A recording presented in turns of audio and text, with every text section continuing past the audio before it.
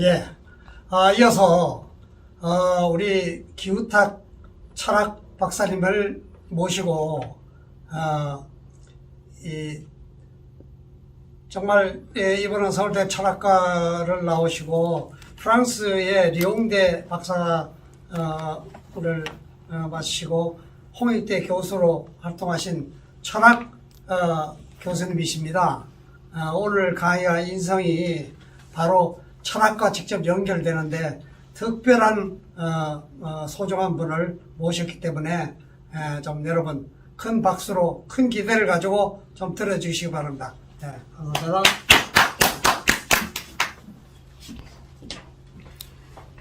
감사합니다.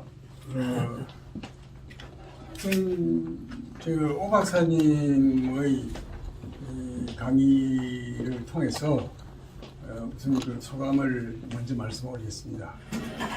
우선 오늘 이 자리에 제가 온 것은요, 우리나라가 대단하다 하는 거는 오 박사님하고 저하고 견해 같아요. 왜 그러냐면은 요새 뭐 페이팝이 어떻고 또 무슨 김철현 누구죠 여러 사람들이 한국의 말하자면 자랑거리라 할까 이런 걸 하는데 나는 왜 이렇게 한국이라는 나라가 전 세계 120개인지 30개인지 모르지만은 이 많은 나라 중에서 철학이 있는 나라가 한국이에요. 그래서 이 철학 우리는 그럼 무슨 철학이 있느냐? 물론 요즘 AI 시대가 되고 나로 발전하기 때문에 한국이 무슨 철학이 있겠느냐? 세계화 시대에 이렇게 볼지 모르지만은 우리가 사실 유교 이걸 성리학이라고도 하는데 유교라는 걸 어떻게 볼 거냐? 상당히 우리 여러 가지 각도에서 유교를 보는 견해가 다를 수 있어요. 왜냐하면 유교는 나라를 망치는 거예요. 그 500년 동안 그 유교 때문에 이 나라가 낙후되고 한 발짝도 못 나가고 여러 가지 당파 사업을 하고 이렇게 조그마한 문제를 서로 시비를 걸고 이래 돼가지고 결국은 일본에게 나라를 뺏긴 게 때문에 유교야말로 우리의 원수라고 할 수 있습니다. 그러나 그 유교가 상당히 제가 볼 때 철학적인 견제, 이게요, 유교의 발전은 공자 명자가 유교를 일으켰지만은 우리가 곡절을 겪었어요. 하루아침에 되는 게 아닌데 유교가 2500년 전에 유교가 탄생을 했겠지만은 그 뒤에요, 진시황 때 분수의 갱류를 겪었죠. 또 수많은 또 당나라에 와서는 불교 사회에 밀려가지고 안 됐죠. 이래가 유교의 고향인 중국에서마저도 이 빛을 보지 못한 게 유교입니다. 그런 유교를 이거를 우리나라에 전파한 것이 행인지 불행인지 모르지만 태조 이성계가 나라를 만들면서 유교 국가를 표방했어요. 그렇기 때문에 그 이후로 유교가 상당히 국가의 하나의 통치 철학이 되고 국교와 같은 그런 입장이 되기 때문에 유교가 상당히 발전하면서 감히 중국이 못다한 중국 그 뒤에 이제 송나라 때 와서 14세기죠.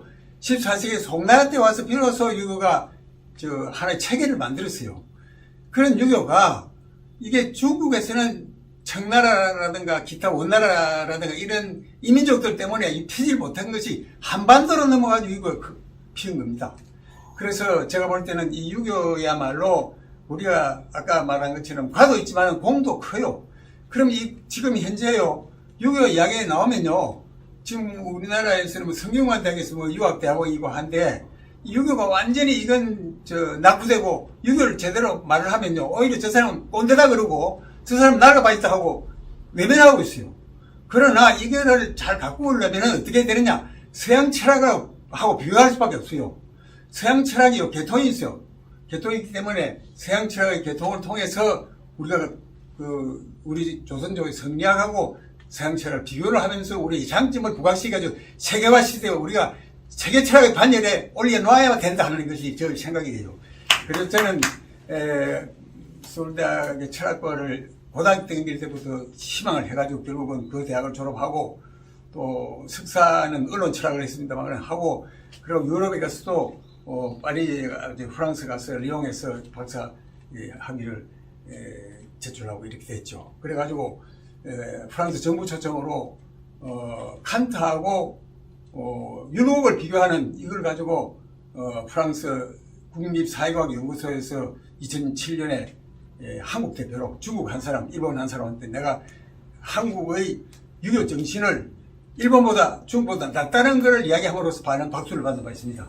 그러면은 한마디로 오늘 이야기하고자 하는 철학인데 철학은요 가만히 생각하면 철학 없이도 살 수 있어요. 철학 없이 살 수 있어요. 그런데 그러면서도 왜 철학이 필요하냐 할 것 같으면은 우리가 살아가면서 옛날에 우리 고등학교 때 김진섭이라는 분이 쓴 국어 교과서에 나오는 생활인의 철학이라는 게 있어요. 그건 뭐냐면 철학은 아무리 안 하려 그래도 결국은 청소부 아줌마라든가 기타 말씀하세요. 네, 기타 무슨 뭐 여러 가지 어려운 직업을 가진 사람들, 솔직한 얘기로 좀 무식한 사람들까지도 이 철학은 아무리 안 하려고 해도 그 나름대로 철학이 있는 거예요. 그래서 철학은 안 한다 하더라도 자기 모르게 어쩔 수 없이 철학을 할 수밖에 없는 것이 철학입니다. 그래서 그 철학의 질이 문제예요. 질이. 어떤 철학을 하느냐 하는 게 문제이기 때문에 다만 뭐 대학의 철학과라든가 철학박사라든가 이런 분들은 보다 체계적으로 공부했기 때문에 그건 철학이다. 그렇다고 해서 무슨 뭐 무식한 사람이 시장에 생선 가게 아줌마가 철학 없습니까? 있습니다. 그분들도. 그렇기 때문에 그분들 철학도 있지만은 그게 고급 철학이 아니라는 거죠. 그래서 우리가 가진다면 철학이 고급 철학을 하느냐 하는 게 문제가 있는 겁니다. 그래서 저는 철학을 오늘 그럼 철학이 뭐냐? 결국은 인생관을 세계관을 사고방식을 양성하는 것이 철학이에요. 그래서 이 철학을 가지고 오늘 소재를 가지고 이야기를 하고자 합니다. 그런데 우선 서양 철학부터 먼저 이야기를 하겠는데 서양 철학은요 본래 고대 그리스 시대 우리나라에 뭐 2500년 전이죠. 그때 아리스토텔레스라든가 플라톤이라든가 소크라테스라든가 이런 사람이 나와가지고 철학을 했어요. 그렇다가 서양도 중세 시대를 거치면서 철학이 없어지다시피 됐는데 그제에 와서 철학이 부흥을 했어요. 그런 과정에서 이 유럽에서는 철학이 양대 산맥을 이뤘어요. 그 산맥 하나가 뭐냐면은 영국의 경험론과 대륙의 합리론이에요. 영국의 경험론은 제 개돌된 프란시스 베이컨, 그 다음은 이제 데이비드 휴, 또 존 로커 가운데죠. 이 세 사람.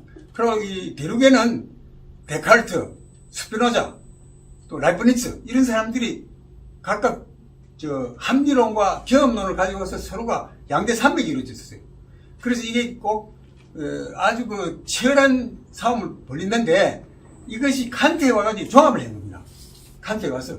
그래서 대륙의 합리론과 영국의 경험론을 합쳐가지고 종합 철학을 한 것이 칸트입니다. 그래서 오늘 이 자리에서 이야기하고자 하는 것은 칸트 철학에 대해서 이야기하고자 합니다. 그러면 칸트는 어떻게 돼서 이 두 개의 철학을 종합을 했느냐 하면은 결국은 로크라든가 휴먼은 철학이 없다. 매일매일 우리 당하는 경험을 통해서 이런 경험 저런 경험 하다 보면 그건 최대 공약소가 발견되면 그게 바로 철학이다 하는 것이 그분들 이야기입니다. 그런데 대륙의 합리론 쪽, 그러니까 로크라든가 스피노자라든가 데카르트라든가 또 라이프니츠 이런 사람들은 아니다. 이게 근본적으로 우리가 판별력을 가지고 있다, 인간이. 그래서 이성적 동물이다, 이걸 단정한 겁니다. 인간이 이성적 동물이다. 그렇기 때문에 경험론이라고 하는 것은 딱하게 말하자면 가벼운 논이다. 그래서 이 자기 깊숙한 머릿속에 들어있는 인간이 동물과 다른 이성적 존재라는 인간이 가지고 이걸 살리는 게 철학이다. 일단 그게 논란이 있었어요. 그런데 칸트가 볼 때는 이것이 문제가 있다고 보는 겁니다. 이 양쪽 다 문제가 있다. 이 양쪽을 혼합을 해야 된다. 그래서 칸트 철학을 이율배반 조합 철학이라고 그래요. 이 두 개를 받아들이면서 두 개를 묵수하는 게 아니고 두 개를 중화를 시키면서 새로운 걸 만드는 겁니다. 정반 합이죠. 그래서 칸트 철학을 변정법 철학이라고 하죠. 그래서 해가지고 칸트 철학이 나왔는데 그 뒤로 서양이란 철학사는요, 철학사가 말한 철학입니다. 그래서 칸트가 완전히 서양 철학을 집대성한 사람이에요. 그 뒤에 이제 현대 철학으로 넘어온 거예요, 오늘날까지. 그래서 칸트는 1724년에다가 1804년에 죽었어요. 그래 죽었는데 80 가까이 살았죠. 그런데 그게요, 아주 수도에 말한 것처럼 우리나라하고 너무도 닮았어요. 너무도 어떻게 닮았냐 하면은 우리나라에서 이 대륙의 아까 말한 경험론과 합리론이, 우리나라는 뭐냐면 대륙의 합리론이 2야 2. 2칠할 때 2. 이고 경험론은 기입니다, 기. 그래서 흔히들 뭐 그래서 이기론이라 하고 이걸 성리학이라 하는 겁니다. 그 중국의 경우에 14세기에 따라 한참 뒤에 주자에 와가지고 공자하고 맹자까지는요 그걸 안 했습니다. 뭐냐면 이 이성과 감성 뭐 이런 거, 이와 기 이런 걸 구분 안 했어요. 안 하다가 주자에 와가지고 이거를 한참 뒤죠. 14세기니까 1300년 되죠. 그래가지고 한 1200년 후에 주자가 이걸 했는데, 주자 선배가 있어요. 뭐 주영계라든가 소홍이라든가 뭐 장제라든가 또 여러 사람이 있어요. 그래서 주자가 이걸 합리론을 완성한 겁니다. 그런데 중국에서도 이성을 주장하는 합리론 이외에 기를 주장하는, 감성을 주장하는 사람이 있었어요. 장제라고 있어요. 장팽거. 그런데 이것이 우리나라예요. 태조 이성계가 나라를 만들면서 이걸 유교 국가를 만들었거든요. 그러면서 거대 우리나라가 굉장히 열심히 유교를 연구를 해요. 왜냐하면 과거를 모르려면 유교 안 하면 안 됩니다. 그러다 보니까 젊은 가보기 경제 이전에는요, 공부를 하면 유교예요. 유교가 사서상경이에요. 그랬는데 그런 유학이 꽃을 핀 것은 선조 전 중종 정도 될 때, 그때 태계와 율곡이 나온 겁니다. 그럼 태계와 율곡은 나이 차이가, 인세 차이가 한 37살 차이가 있어요. 아주 뭐 아버지하고 아들 차이죠. 그랬는데 중국의 주자를 열심히 받아들이는 분이, 가장 열심히 받아들이는 이태계예요. 그 이태계라는 분은요, 그래서 이걸 가지고서 유교를 우리나라의 철학으로서 삼자 이래가지고 이태계가 발전을 많이 시켰는데, 중국이 요 정도 한 걸 발전시킵니다. 그 발전이 뭐냐면 사단 칠정론이에요. 그래서 우리나라의 유교는 중국에서 발전했지만은 그 이론을 받아들이면서 플러스 사단 칠정을 연결시킨 겁니다. 이는 뭐냐면 이성은 뭐냐면 사단이에요. 칠정은 뭐냐면은 기, 감성, 이걸 말하는 거예요. 그러니까 칠정, 그러니까 서양식으로 감성이고, 이걸 칠정, 기라 그러는데, 아까 말한 그럼 사단이 뭐냐면, 아까 말씀하신 인의 예지, 인의 예지를 좀 풀면은 척은지심, 십이지심, 사행지심, 척은지심, 수호지심, 십이지심, 사행지심, 이 4개예요. 인의 예지를 풀면은 이걸 갖다가 이 사단이라고 그래요. 사단이 칠정은요, 희, 노, 에, 락, 에, 오, 요. 이게 이제 감정이에요. 아까 오 박사님이 잘 지적했는데, 인간성을요, 그래서 인간성을 우리가 어떻게 하면 함양을 하느냐, 방법론으로서 공부를 했습니다. 그런데 그게 상당히 명분적으로는 특히 제일 어려운 게 화내는 거 하고요, 성욕이에요. 성욕. 오거돈, 안희정이, 박원순이, 그 사람들이요, 아무리 옆에 있는 비서 아가씨가 이쁘고 남자로서 막 범하고 싶은 욕망이 있더라도 그거를 아니다, 얘들이 신법 가야 될 거 아니냐, 얘들이 진정 이쁘고 자기 옆에서 항상 자기를 위해서 예를 써주는 그런 애들 같으면 비서를, 얘들이 그냥 덮칠 게 아니고, 얘들이 덮쳤을 때 어떻게 돼? 얘들도 장래가 있지 않느냐, 얘도 엄마가 있고 아빠가 있고 이쁜 가정의 자녀인데 얘들도 시집을 가야 될까 생각을 해야 하는 것이 바로 이예요. 이. 기는 뭐냐, 감정이 발동하더라도 이걸 눌리라는 거예요. 이건 칸트도 마찬가지예요. 그것이 이제 우리 조선조에서 와가지고 시비가 붙은 거예요. 그 시비는 처음에는 이태계 선생은 주자의 저거니까 이와 기를 공동으로 가지려 했어요. 공동으로. 공동으로. 이도 가지고 기도 가지고, 인간은 이도 가지고 기도 가지고 있잖아요. 그래서 이거는 사람이라는 거는 이라는 게 따로 있다. 태계선생은 이도 존중하지만 이도 감정의 일환이다. 이래 본 거고. 그러면서 기를 무시해 버렸어요. 그러면 이게 호발세가 그래. 이도 기도 다 바랄 수 있다. 그러니까 착하고, 예를 들면요, 도둑놈이더라도 남의 집을 훔쳐 나오는데 애기가 이런 답이 없는 뭉툭을 할 때 도둑놈도 선한 마음이 발생하면 애기를 잡는다 이겁니다. 빨리 빠져주고 하는 거를 막기 위해서. 그러니까 이와 같이 태계선생의 이도 있고 이도 말할 수 있고 기도, 그거를 노한 사람이 누구냐면 율곡이에요. 율곡 선생은 그건 다릅니다. 사단이라든가 이런 오로지 착한 마음만 제어하는 그것이 인간이 두 가지가 있죠. 나쁜 마음. 그런데 이 사단 칠정하고 선악을 연결시켜요. 선악을. 그러면은 일을 발동을 하나 하면은 이 선으로 연결되죠. 그런데 인간은 딱 두 개가 같이 가지고 있어요. 불행하기도. 이걸 칸트에서는 자유의지와 경향성이라고 그래요. 이걸 하면 인클리네이션. 왜냐하면 인클리네이션은 배가 보면 먹고 싶고 이쁜 여자 보면 성을 범하고 싶고 기분 나쁘면 화를 내고 싶어요. 그게 인간이 보면 다 있어요. 그거는 아무리 자기가 훌륭한 인격자라 하더라도 그걸 가지고 있다 하는 게 인정하고 들어가자는 게 유곡 선생 말씀이고, 태계 선생 말씀은 아니다. 항상 수양하고 항상 평소에 마음을 닦고 이러면 악이라는 거는, 또는 아까 말한 그 감정, 질정 이런 건 사라진다. 그러니 그게 중요하다 하는 게 유곡 선생 솔직하자 이거예요. 괜히 그러다가 오히려 허울 좋은 말만으로 끝나지 다 행동으로는 나쁜 짓을 하게 돼 있다 이거야. 오거도임, 박원수임, 안희정임 왜 있겠느냐 이거야. 그러니까 그 사람들이 그거를 제어할 줄 알, 그거를 이거를 의지라 그래요. 선의지. 그걸 발동할 줄 아는 걸, 그러니까 이제 그런 데 부딪히면 화가 나잖아요. 화가 나면 그냥 막 누든지요. 멀쩡한 사람이 화를 내잖아요. 그러니까 이거를 할 때 스톱 하는 것. 극복, 극기죠. 이런 게 있어야 된다 하는 것이 유곡 선생님 말씀이에요. 그래서 물론 태계 선생님은 그 주자학을 제대로 받아들이는 훌륭한 어르신이시지만 그거를 37살 아래인 율곡은 그거를 개조해, 그거를 기발 이성 일도설이라고 해요. 바라는 것은 오로지 기반, 칠증만 바라지 이는 바라지 않는다. 이는 태워야 된다. 말을 비유한 거예요. 막 나가려 그러는데 행동 옹유를 할 때 그걸 잡아주는 거. 그걸 칸트는 그걸 뭐냐면 의지라 그래요. 의지. 선을 의지라 그러는데 이 유곡선생 그걸 갖다가 성은 뭐냐, 성찰할 때 탄다 성찰. 그 이를 태우라 이야. 사람은 그런 막 그 감정이 발로되더라도 그 자기의 이성을 발동할 줄 아는 능력, 이게 중요하다는 게 율곡 선생님 말씀이에요. 그래서 이게 너무도 비슷해요.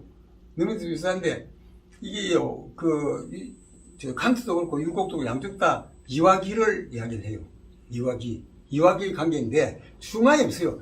남과 여, 좌와 우, 그 중간이 없잖아요. 그래서 이걸 어떻게 좋아하느냐 하는 문제를 가지고 고민한 것이 칸트고 율곡이에요. 근데요, 그 율곡과 칸트 한 200년 차이. 200년 차이인데 율곡이 선배죠. 율곡이 그걸 이야기한 거를 요새 보면요, 칸트 철학을 읽어보면요, 율곡이 가지고 있는 철학 이론하고요, 완전히 짝퉁이에요. 완전히 같아요. 같은 게 굉장히 많아요. 용어도 같은 게 굉장히 많아요. 기발 이성을 든 선험적 변증론으로 칸트는 이름 붙이죠. 그래서 이거를 나는 왜 이런 이야기를 하냐면은, 우리나라가, 이거를 조선조 성리학을 철학적으로 옷을 입혀가지고 이걸 가지고 수출해야 된다. 그래서 이제 오늘 오 박사님은 조금 거슬릴는지 모르지만 나는 아까 그 우리 고대 홍익인가이라든가 훌륭한 말씀하셨는데, 불행하게도 조선조 때요, 우리가 가진 전통적인 그런 학문을, 그런 완전히 썰어버렸어요. 이성계를. 그건 나쁘죠. 그러나 이성계는 중국의 공자 명자를 우리가 부지런히 연구하고 주자를 연구하고 이렇게 하는 것이 올바르지, 전통적인 한국의 그런 이성계가 가지고 있는 그 국가적인 그 철학이 그 당시를 맞을지 몰라요. 그럼 오늘 우리 생각할 때는 전통적인 이걸 무시해버렸어요.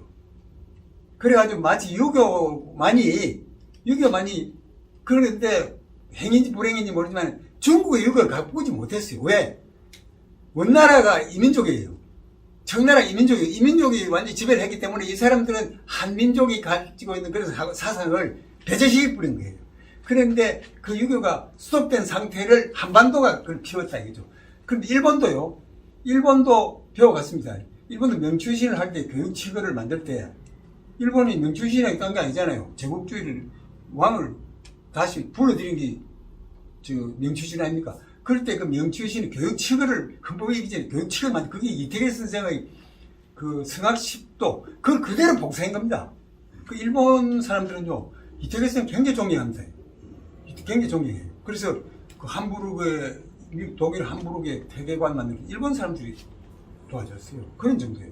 그래서 일본이 이놈들이 우리를 정복도 했지만은 다른 한면 우리를 존경하는 것도 있습니다. 그래서 긴 이야기는 하면 끝이 없겠고, 그래서 제가 여기 보면은 이제 요 텍스트를 들어가 보면은 어쨌든 이 동양이건 세계 공통점이 특히 칸트도 율곡도 같은 점은 도덕 철학이 유럽에 그런 많은 철학자들이 있더라도 도덕 철학을 부르는 사람은 칸트가 선봉장이에요. 칸트 굉장히 그래서 쇼펜하우에르 같은 사람들은 칸트를 알기를 저 동양의 노인네라 그랬어요. 그만큼 칸트 철학은요 도덕을 굉장히 높이 평가했어요. 그래서 이것이 율곡과 비교가 될 거라 이래 보고 이 비교를 한 겁니다. 제가 이 텍스트가. 그래서 기본적 목표가 서양에서는 이성적 존재, 이걸 우리가 이성을 어떻게 가꾸느냐 하는 걸 목표로 삼아. 아까 오 박사님이 인성을 했는데 인성이라는 딴 게 아니고 이성적 인간상을 만들어야 된다. 함부로 막 감정에만 치우쳐가지고 너무 들뜨지 말라는 얘기죠. 그런데 이걸 동양에서는 수기지인이라고 그랬어요. 수기지인이라는 게 뭐냐면 서로 마음을 다스리라는 소리. 수양을 하라. 존천리면 알인욕이라. 서로가 자기가 천리를 이성을 가꾸면서 욕심을 버리라 이 소리예요. 그런데 그 테마를 보면은 이는 이 동양에서 일학하는 거는 사단이라고도 하고 이 선으로 연결되는데 서양에서는 이거를 가상계라 그래요. 가상계는요 왜 가상계란 말이 나오냐 하면은 칸트가 처음에는 굉장히 지식을 위주로 하는 그런 연구를 했어요. 그게 순수성 비판인데 거기서는 지식만이라고 하는 걸로 나왔는데 그게는 전혀 말하자면 무신론적인 발상이에요. 그거는 뭐냐 과학 아닙니까? 무슨 예수님이 돌아가셔가지고 이틀 만에 살아났다? 또는 어디 엉뚱한 소리 하는 거 있잖아요. 그거를 배제하는 식으로 하는 게 순수성 비판의 핵심이에요. 지식 위주로 나오다가 칸트가 후반기에 그게 아니다는 걸 느꼈어요. 왜? 이 과학이라는 건요, 이 칸트가 유럽과 정교하는 과학의 힘을 많이 받았어요, 과학. 그 당시 코페르니쿠스 갈릴레오도 나오고 했잖아요. 그래가지고, 이거를 칸트는 결국 과학을 가지고서 모든 만사 과학이다. 과학 위주로 나가다 보니까 뭐가 문제를 발생했냐면요. 원인과 결과를 따지는 과학 아닙니까? 그럼 원인을 원인의 원인 쭉 올라가다 보면 원인의 원인 중에 최초의 원인이 있을 거다 이 말이에요. 최초의 원인의 그 자리는 우리는 알 수 없다 이거야. 오로지 틀림없이 있다 하는 거는 칸트가 잡아버려요. 그러나 그 자리를 네 가지를 하나는 하나님이에요. 그 다음에 세계, 그 다음 자유의지. 이 네 가지가 우리는 알 수가 없다고 했어요. 그러니까 믿으라 한 거예요. 칸트가 마지막에는 유신론자가 됐어요. 무신론자로 출발해가지고 유신론자로 돌아섰어요. 그래서 칸트가 그래 하나님이에요. 하나님은 우리는 믿어야 된다. 믿어야지. 그러니까 하나님은 알라고 하지 마라 이게야. 딴 거는 다 알라고 노력하라 이게야. 인공위성이 어떻고 과학에도 다 알라고 노력하지만 하나님은 알라고 하지 마라. 믿어라 이게야. 계신다는. 왜냐하면 그걸 어떻게 얘기하면 사생관하고 얘기하죠. 우리 죽잖아요, 누든지. 그러면 죽은 후에 이승에서는 나쁜 짓을 했느니 말이죠. 있고, 아주 선한 사람도 있는데 선한 사람이 불행하고 나쁜 짓을 하는 놈이 얼마나 부자가 되고 잘 먹고 잘 살고 있어요. 이런 거를 칸트는 저성이 있다는 거예요. 그 비슷한 이야기를 했어요. 그러니까 그게 뭐냐면 그걸 가상계라고 해요. 가상계라고 하는 건 우리는 그 인식론적으로 알 수 있는 게 아니고 현상계하고 다른데 현상계하고 가상계는 아까 남녀, 좌우하는 것처럼 상대적인 개념이에요. 그래서 이거를 아까 기발이성 1도라고 하는 걸 이야기를 했고 칸트의 경우에는 이거를 뭐냐면 자유의지와 경향성의 싸움이라고 그랬어요. 경향이라는 그런 기울어지는 거. 그 여자를 보면요, 그 이쁜 여자 남자가 범하고 싶은 욕망이 생겨요. 그리고 거짓말도 필요할 때는 하고 싶고, 또 뭐 나쁜 일을 사기도 치고 있죠. 그러나 이걸 한 번도 생각 안 하는 것이 이게 뭐냐면 자유의지입니다. 자유의지. 사람은 하나님이 자유의지는 선이지. 자유의지를 줬다 이게. 그 의지라는 건 도덕적인 그러한 아스라, 극복, 극기 이걸 말하는 겁니다. 그래서 여기 제가 3항에 보면은 동양에서는 실정을 통해서만이 선과 악이 선택적으로 작용하며 이때 사단 즉 일을 동반해야만이 선할 수 있고 악을 떨칠 수 있다. 이게 도덕이고 아까 말한 인성이고 칸트는 이걸 뭐라 그러냐면은 이게 우리가 그 싸움 아까 말한 자유주의와 경향성의 싸움에서 우리는 그 도덕적 선의지를 회복해야 된다 이런 이야기예요. 그래서 이게 결국은 마찬가지가 아니냐 하는 이런 생각이 들어서 비교를 한 겁니다. 그래서 제가 할 이야기도 많지만 끝내려고 하는데요. 이것이 200년 정도 차이를 두고 꼭 같은 이론이에요. 거의 짝퉁인데 200년의 사이를 그러니까 칸트는 18세기 사람이고 유록은 16세기 사람이에요. 200년 차이. 200년 차이인데 이 용어들이요 굉장히 비슷해요. 놀랄 정도로 비슷해요. 근데 이거를 우리나라의 수많은 철학자들이 이거를 성균관대학 유학대학원 가보면은 이 서양철학은 쳐다보지도 않아요. 또 서양철학을 하는 서울대학 같은 데 가보면요 동양사상에 대해서는 전혀 무식한 걸 자랑스럽게 생각해요. 이런 상황 속에서 우리는 이 세계화 시대에 우리가 케이팝도 좋고 또 김연아도 잘 뛰고 다 자랑스러운 얼굴들이 많아요. 만나 철학으로서 우리나라는 철학 있는 나라 하는 걸 세계 소개하는 것이 우리 사명이 아니겠느냐. 그래서 이런 것을 말하자면 어떤 것보다도 철학이라는 것이 아무래도 우시에 놓을 수 있는 것이 아니냐. 그런 의미에서 저는 그 칸트하고 철학을 해가지고 논문을 여러 편을 썼고 유럽에서 발표도 하고 좋은 이야기도 들었습니다. 오늘 오학생님 이렇게 첨부해서 참고됐으면 좋겠습니다. 감사합니다. 수고하셨습니다. 아이고 수고하셨습니다. 네, 오늘 이렇게 오 박사님의 박학한 어떻게 보면은 그 강좌가 10강좌, 20강좌를 해도 한이 없을 것 같습니다. 너무나 귀한 말씀이었고요. 우리 기우탁 박사님의 그 칸트 철학과 태계 선생님의 이런 융합적인 사상이 특별히 우리 칸트 철학이 도덕적인 철학이라는 데 감동이 됐고요. 박사님의 해박한 말씀이 감동이었습니다. 대단히 감사했습니다. 고맙습니다. 네.